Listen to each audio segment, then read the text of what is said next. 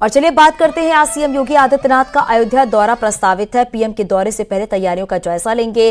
PM Modi के दौरे से पहले तैयारियों का जायजा लेंगे सीएम योगी आदित्यनाथ। दोपहर 2 बजे बताया जा रहा है कि अयोध्या पहुंचेंगे सीएम योगी आदित्यनाथ और 30 दिसंबर को प्रधानमंत्री नरेंद्र मोदी अयोध्या दौरे पर पहुंच रहे हैं। दरअसल अयोध्या में एयरपोर्ट का उद्घाटन करेंगे, साथ ही रेलवे स्टेशन का जो पुनः निर्माण किया जा रहा है उसका भी उद्घाटन करेंगे। बताया जा रहा है क्योंकि 22 जनवरी को रामलला की प्राण प्रतिष्ठा होनी है, लेकिन उससे पहले एयरपोर्ट की बड़ी सौगात अयोध्या वासियों को। हालांकि अब ये भी कहा जा रहा है क्योंकि कल ही सीएम योगी आदित्यनाथ पहुंचने वाले थे, लेकिन मौसम खराब होने की वजह से आज सीएम योगी का प्रस्तावित दौरा है अयोध्या का, जहां पर सबसे पहले वो हनुमानगढ़ी पहुंचेंगे, जहां पर वो दर्शन पूजन करेंगे। उसके बाद रामलला के दर्शन पूजन करने के लिए जाएंगे और फिर साथ ही जो तैयारियां वहां पर की जा रही हैं 30 दिसंबर के लिए उन कार्यों को भी देखेंगे और जो निर्माण कार्य वहां पर किए जा रहे हैं उनका भी निरीक्षण करेंगे सीएम योगी आदित्यनाथ। तो आज सीएम योगी आदित्यनाथ अयोध्या के दौरे पर रहेंगे। बताया जा रहा है कि 2 बजे के आसपास सीएम योगी आदित्यनाथ अयोध्या पहुंच जाएंगे। और इसी बीच एक और बड़ी खबर ये मिल रही है कि अयोध्या में प्रधानमंत्री नरेंद्र मोदी के कार्यक्रम के मद्देनजर सुरक्षा के कड़े बंदोबस्त किए गए। चप्पे चप्पे पर सुरक्षा एजेंसियों के जवान और अधिकारी तैनात रहेंगे। 30 दिसंबर को अयोध्या में सुरक्षा के सख्त इंतजाम किए गए हैं। बताया जा रहा है कि एनएसजी के अलावा एसटीएफ, एटीएस के कमांडोज भी तैनात होंगे। 3 DIG, 17 SP, 38 additional SP, 82 deputy SP, 90 inspector, 325 sub inspector, 35 महिला inspector, 2000 constable, 14 company PAC, 6 company CRPF तैनात रहेगी। भारत नेपाल सनौली बॉर्डर पर भी सुरक्षा एजेंसियां अलर्ट पर रहेंगी और आने जाने वालों पर कड़ी निगरानी रखी जाएगी। ड्रोन कैमरे के जरिए चप्पे चप्पे पर निगाहें रखी जाएंगी। तो देखिए, प्रधानमंत्री नरेंद्र मोदी के अयोध्या दौरे को देखते हुए सुरक्षा के पुख्ता इंतजाम किए। 3 डीआईजी, 17 एसपी, 38 बताया जा रहा है कि एडिशनल एसपी भी मौजूद इस दौरान रहेंगे। तो इस दौरान समझा जा सकता है कि कितनी कड़ी सुरक्षा है, परिंदा भी पर नहीं मार सकता, इस तरीके से सुरक्षा पुख्ता की गई है और ड्रोन कैमरे के जरिए ही चप्पे चप्पे पर निगरानी रखी जाएगी। तो 30 दिसंबर को प्रधानमंत्री का ये दौरा बेहद ही खास माना जा रहा है क्योंकि एयरपोर्ट की सौगात मिलने वाली है और 22 जनवरी को रामलला की प्राण प्रतिष्ठा होगी। अयोध्या से जुड़ी बड़ी खबर मिल रही है, जहां पर भवन निर्माण समिति की 2 दिवसीय बैठक का दूसरा दिन आज है और राम मंदिर ट्रस्ट के महासचिव चंपत राय ने इस बात की जानकारी दी है। बताया जा रहा है कि सभी तैयारियां जो हैं वो पूरी कर ली जा चुकी है और मंदिर के ग्राउंड फ्लोर पर काम चल रहा है, वहां पर फ्लोरिंग का काम किया जा रहा है। 15 दिन में दूसरी मंजिल का भी काम जो है वो पूरा, कहा जा सकता है कि दूसरी मंजिल का काम शुरू हो सकता है। ये बड़ी खबर आपको बता रही है और लगातार देखा जा रहा है किस तरीके से भवन निर्माण समिति की जो 2 दिवसीय बैठक है आज उसका दूसरा दिन है और राम मंदिर ट्रस्ट के महासचिव चंपत राय ने इस बात की जानकारी दी है।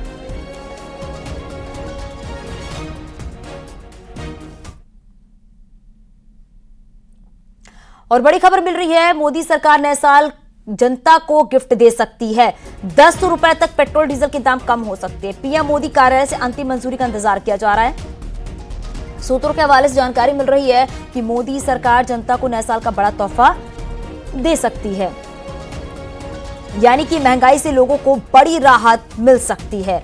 तो पेट्रोल डीजल में 10 रुपए कम हो सकते हैं और नए साल पे मोदी सरकार की तरफ से जनता के लिए यह बड़ा तोहफा है। हालांकि सूत्रों के हवाले से जानकारी हम आप तक पहुंचा रहे हैं, लेकिन बताया यह जा रहा है कि अब प्रधानमंत्री कार्यालय से अंतिम मंजूरी का इंतजार किया जा रहा है। उसके बाद पेट्रोल डीजल में 10 रुपए कम हो जाएंगे। तो मोदी सरकार जनता को नए साल का बड़ा तोहफा जो है वो दे सकती है, जो कि सूत्रों के हवाले से हम आप तक पहुंचा रहे हैं। हालांकि एक मंजूरी की अब इंतजार किया जा रहा है कि जल्दी से अब प्रधानमंत्री कार्यालय से अंतिम मंजूरी आ जाए, उसके बाद पेट्रोल डीजल के दाम 10 रुपए कम हो जाएंगे।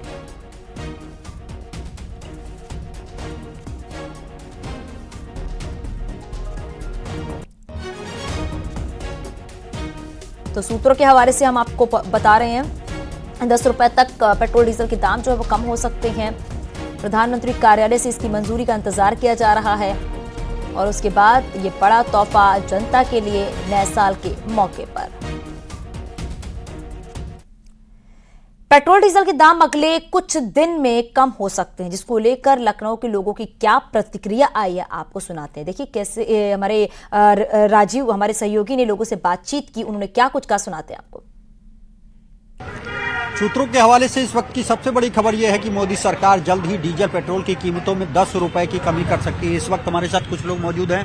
सर, 10 रुपए की डीजल पेट्रोल में कमी की खबर आ रही है, क्या कहेंगे? बहुत अच्छी बात है। हाँ, अगर कमी आ रही तो बहुत अच्छी बात है। और भी हमारे साथ कुछ लोग मौजूद हैं, उनसे हम बात करेंगे। सर, डीजल पेट्रोल में 10 रुपए कमी करने की बात आ रही है, मोदी सरकार कम करने वाली। बहुत अच्छा स्टेप है। हाँ, जो यहाँ पे लोगों को बहुत तकलीफें हो रही हैं, अच्छा स्टेप है। और भी कुछ लोग हमारे साथ मौजूद हैं। मोदी सरकार डीजल पेट्रोल में 10 रुपए की कमी करने वाली है, किस तरह देखते हैं?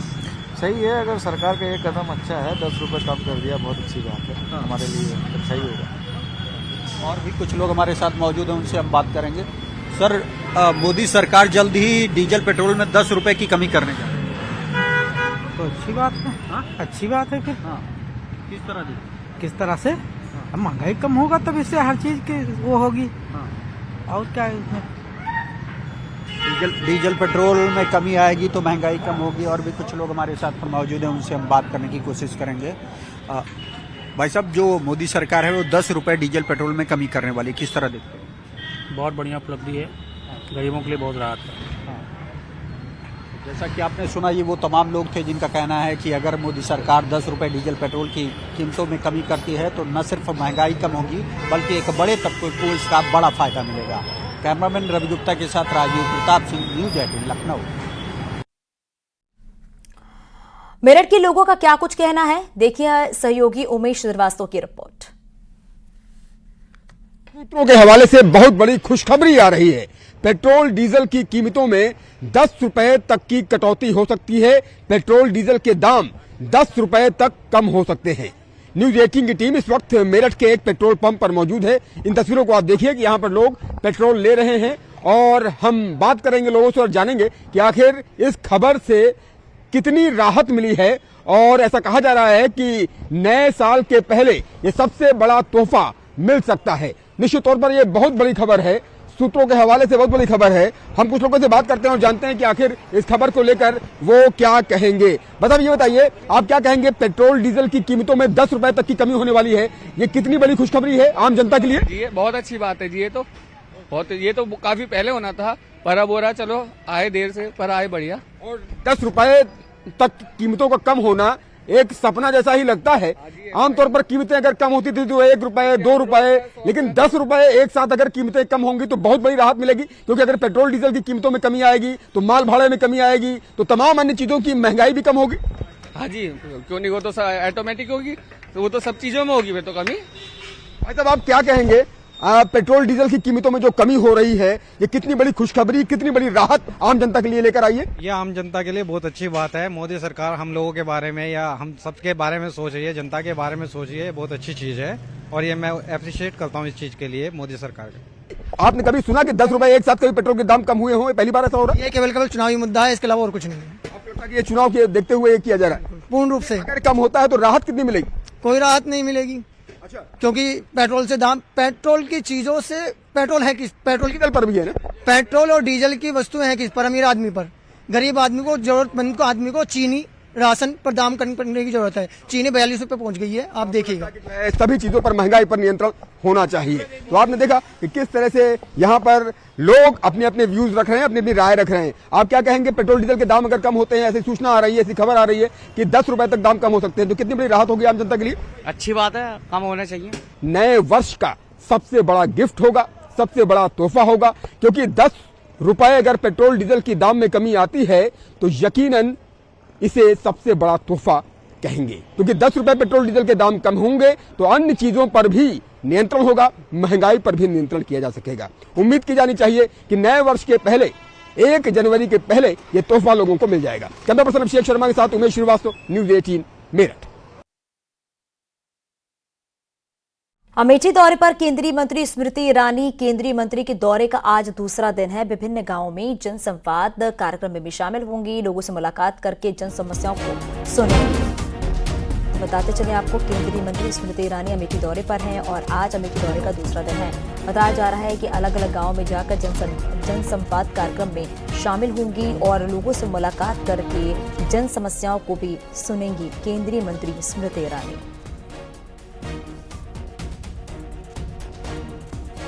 तो केंद्रीय मंत्री स्मृति ईरानी अमेठी के दौरे पर हैं। इस दौरान बताया जा रहा है कि वो अलग अलग गांवों में भी जाएंगी और जन सुनवाई करके लोगों की समस्याओं को भी सुनेंगे। उन्नाव से खबर मिल रही है, जहां पर खड़े ट्रक में संदिग्ध परिस्थितियों में आग लग गई है। देखते ही देखते पेंट से लदे ट्रक की आग ने विकराल रूप ले लिया है और आग पर दमकल टीम ने कड़ी मशक्कत के बाद आग पर काबू पाया है। अजगैन कोतवाली क्षेत्र के नवाबगंज टोल प्लाजा के पास की घटना बताई जा रही है। शैलेंद्र सिंह।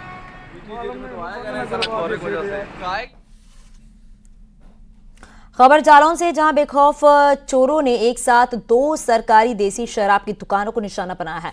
मामला कुंट थाना क्षेत्र के बधेका और नौरेजपुर गांव का है, जहां चोरों ने 2 सरकारी देसी शराब की दुकान में चोरी की वारदात को अंजाम दिया। शातिरों ने कैश पर भी हाथ साफ किया है।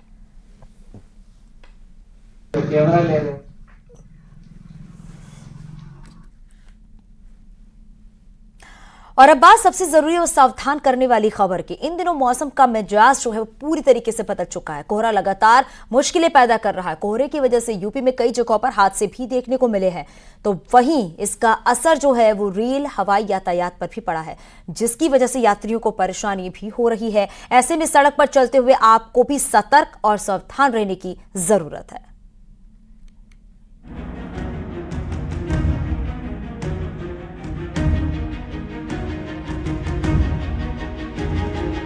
सर्दी बढ़ने लगी है, जिसका असर सुबह सड़कों पर दिखाई दे रहा है। बाहर घना कोहरा पांव जमाए हुए रहता है। सड़कों पर कोहरे की वजह से हादसे लगातार सामने आ रहे हैं। उत्तर प्रदेश में कोहरे की वजह से हुए हादसों में अभी तक 10 से ज्यादा लोगों की जान जा चुकी है। बुलंदशहर में कोहरे की वजह से हादसा हो गया। यहाँ पर आपस में 9 गाड़ियां टकरा गईं। इसमें 20 से ज्यादा लोगों के घायल होने की खबर सामने आ रही है। घायलों को अस्पताल में इलाज के लिए भर्ती कराया गया। नेशनल हाईवे 334 पर यह हादसा हुआ।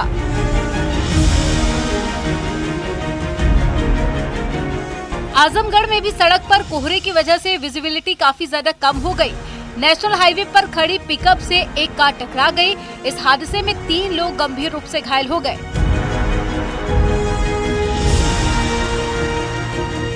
कोहरे की वजह से जहां सड़कों पर चलना मुश्किल हो गया है, तो वहीं ट्रेन सेवा भी बाधित हो गई है।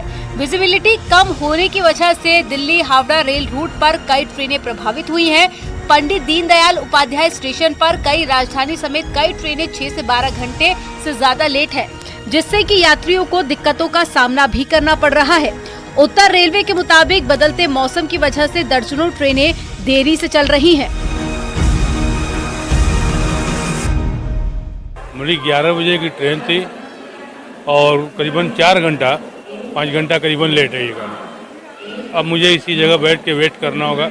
हमारी 2 ट्रेन थी, एक कल रात को थी 1:30 बजे राजधानी और फिर ब्रह्मपुत्र थी अभी 11 बजे। तो रात की राजधानी करीबन 9:30 से 10 घंटे लेट चल रही है। तब आप देख लो कि रात बर्बाद, सब बर्बाद। और सोचे भी नहीं कि राजधानी की अगर ये हालत है तो बाकी ट्रेनों की क्या है, आप समझ ही सकते हो। ठंड और कोहरे से जहां आम जनमानस प्रभावित हुआ है, वहीं अब कोहरे का असर ट्रेनों पर भी दिख रहा है। हम इस समय पंडित दीनदयाल उपाध्याय स्टेशन पे हैं और आपको तस्वीरें दिखाने का प्रयास करेंगे किस तरीके से ये जो प्रतीक्षालय है ये खचाखच भरा हुआ है। 2य श्रेणी का ये प्रतीक्षालय है और लोग अपने ट्रेन के इंतजार में स्टेशन पर बैठे हुए हैं। आप तस्वीरों में देख सकते हैं कि किस तरीके से अपने छोटे छोटे बच्चों के साथ ये ट्रेनों का इंतजार कर रहे हैं। तमाम लोग जिनको समय पर अपने कार्यस्थल पर पहुंचना था, अपने परिवार के बीच पहुंचना था, वो अब ट्रेन का इंतजार कर रहे हैं। और यह इसकी वजह यह है कि कोहरे का असर है और कोहरे की वजह से ट्रेनें लगातार लेट चल रही हैं। यूपी के 32 जिलों में कोहरे का रेड अलर्ट है। इन शहरों में विजिबिलिटी काफी ज्यादा कम है। जीरो तो कहीं पर 5 से 10 मीटर तक पहुंच गई है। राजधानी दिल्ली से लेकर आसपास के कई इलाकों में पिछले कुछ दिनों से भयंकर कोहरा देखने को मिल रहा है। देखिए, दिल्ली एनसीआर में आपके पास और साथ में पूरे नॉर्थ वेस्ट इंडिया का जो प्लेन्स है उसमें घना कोहरा मॉर्निंग आवर्स में हमारे पास रह रहा है, जो कि सवेरे कह सकते हैं कि 5:30 बजे से लेकर के 9-10 बजे तक रह रहा है। उस समय विजिबिलिटी हमारे पास काफी कम रह रही है और स्पेशली वो जो है 0 मीटर्स तक भी गिर रही है। तो ये सिचुएशन बीते 3 दिनों से बनी हुई है। दिल्ली एनसीआर के लिए ऑरेंज अलर्ट जारी किया था और पूरे नॉर्थ वेस्ट इंडिया का जो प्लेन्स है उसके लिए रेड अलर्ट हमने रखा था। और ये सिचुएशन अभी हमारे पास अगले 2 दिनों तक बनी रहेगी और हमने उसके लिए रेड अलर्ट जारी किया हुआ है। पंजाब, हरियाणा, पश्चिमी उत्तर प्रदेश, दिल्ली एनसीआर और जो पूर्वी उत्तर प्रदेश का लगभग कह सकते हैं कि 70 से 80। दिल्ली एयरपोर्ट पर आने और जाने वाली 130 से ज्यादा उड़ानें प्रभावित हुई है। Bureau report news 18।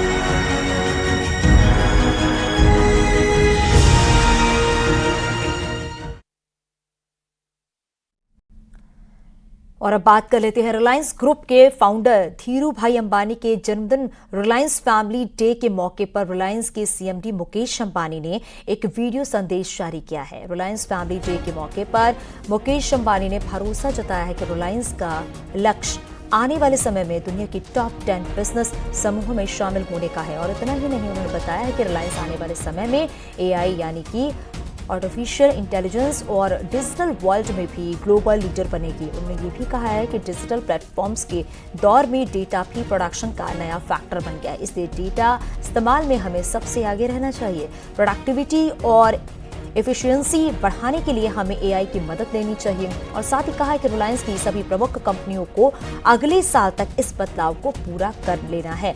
AI इम्पर्सिव tech company बनने के लिए हमें हर स्तर पर टैलेंट, स्किल सेट और क्षमताएं विकसित करने की जरूरत है। हमें दुनिया में सर्वश्रेष्ठ बनने के लिए अपने टैलेंट पूल का विस्तार करना चाहिए। मशीनों की बजाय टैलेंट पर इन्वेस्ट करने से अच्छा रिटर्न मिलता है।